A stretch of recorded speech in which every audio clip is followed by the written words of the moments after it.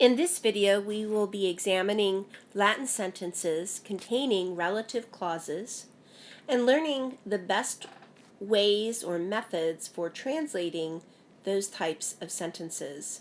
First of all, make sure to preview the vocabulary and read the sentence in its entirety, noticing as you read each word things that you might recognize about it, like what it means, the endings that it has on it and what case they might be. If you're looking at a prepositional phrase, notice where the prepositional phrase ends. If you're looking at a verb, pay attention to what its subject and tense is.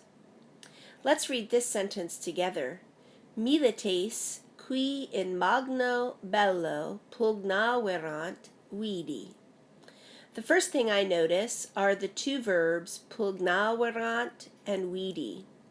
Pugnaverant is translated as they had fought. My subject is plural because of the NT. I can also use a noun, a plural noun, as the subject. Vidi is another verb that has as its subject I saw. I notice that I have a prepositional phrase in magno bello. Now, let's begin to see if we can find the relative clause where it begins and ends and what it is connected to. In this sentence, notice that the relative clause begins with the relative pronoun qui and ends with the first verb, they had fought. Now let's examine qui and find its antecedent. Milites is masculine, plural, and qui is also masculine and plural. This is how I know that qui has milites as its antecedent. Qui is always in the nominative form, and that means that it is the subject of the verb pugnaverant. Notice that pugnaverant has nt on the end, making the subject plural. Another reinforcing fact for qui being the subject. Remember that when we translate this sentence, we will begin by finding the subject of the main idea, which is on the verb vidi, I. This alerts me to the fact that I need a direct object. Milites can be in the accusative plural, and that makes it the direct object. So we translate, I saw the soldiers who had fought in the Great War. Remember that you must always place the relative clause immediately after its antecedent, soldiers, in this sentence, in your English translation.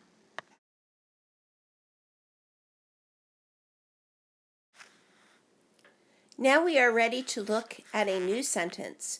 Remember that the first thing you want to do is read the sentence in its entirety and preview the vocabulary, looking for any forms of the relative pronoun, things about the verb, prepositional phrases.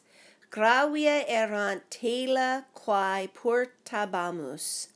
I notice that my verb, portabamus, is we were carrying, and that I also have the verb erant, which means they were, or it could also be there were, or I could also look for a plural subject and simply translate erant as were. You should also notice that gravia is an adjective and must describe a noun that has the same gender, number, and case. Now let's focus on the relative clause, which always begins with the relative pronoun and ends with the first verb following it. Remember that the antecedent of the relative pronoun must have the same gender and number as the relative pronoun. Quae is in the feminine nominative singular form, or the neuter nominative and accusative plural form. This means I must look for an antecedent that is either feminine singular or neuter and plural. I must look outside of the relative clause for a noun that fits one of these criteria. Talum, tali, weapon, is a second declension neuter noun and the only noun in the part of the sentence that is not in the relative clause. Therefore, it must be the antecedent of my relative pronoun because they are both neuter and plural. Now let's examine the main part of the sentence. The verb errant is a being verb.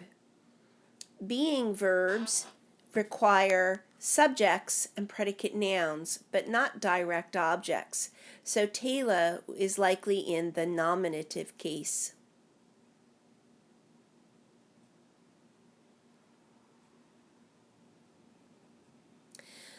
Quae cannot be in the accusative in the nominative case because the ending on the verb bamus is we. This means that quae will have to be accusative, even though tela, its antecedent, is in the nominative case.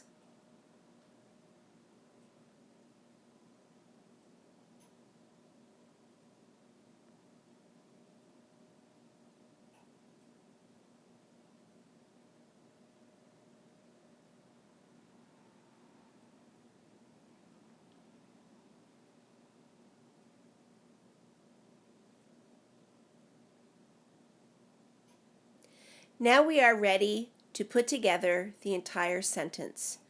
The weapons which we were carrying were heavy.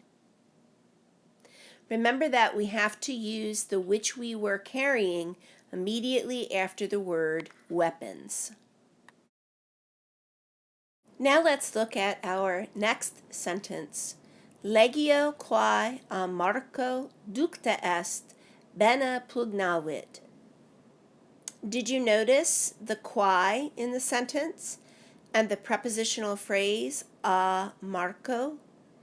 Did you notice that there are two verb forms, ducta est, was led, and pugnavit, he fought?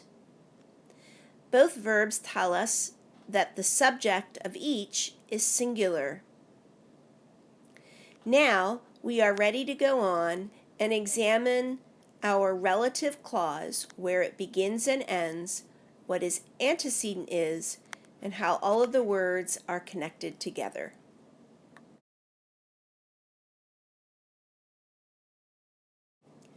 Remember that a relative clause always begins with the relative pronoun and ends with the first verb that it encounters. By placing the relative pronoun into brackets, we know to keep it together, and that's why we put the prepositional phrase in parentheses. As we examine the relative pronoun, we notice that it is quae, which is in the feminine nominative singular, or the neuter nominative and accusative plural. This means that we must look for a noun outside the brackets that contain the relative clause, which can be its antecedent.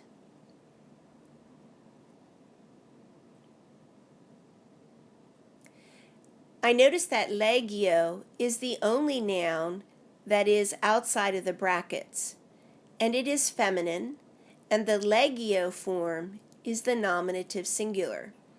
Therefore, legio is the antecedent of my relative pronoun. When I translate, I will make sure to place the relative clause immediately after the word legion in the translation.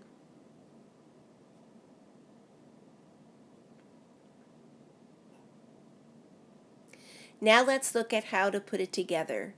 The legion which was led by Marcus fought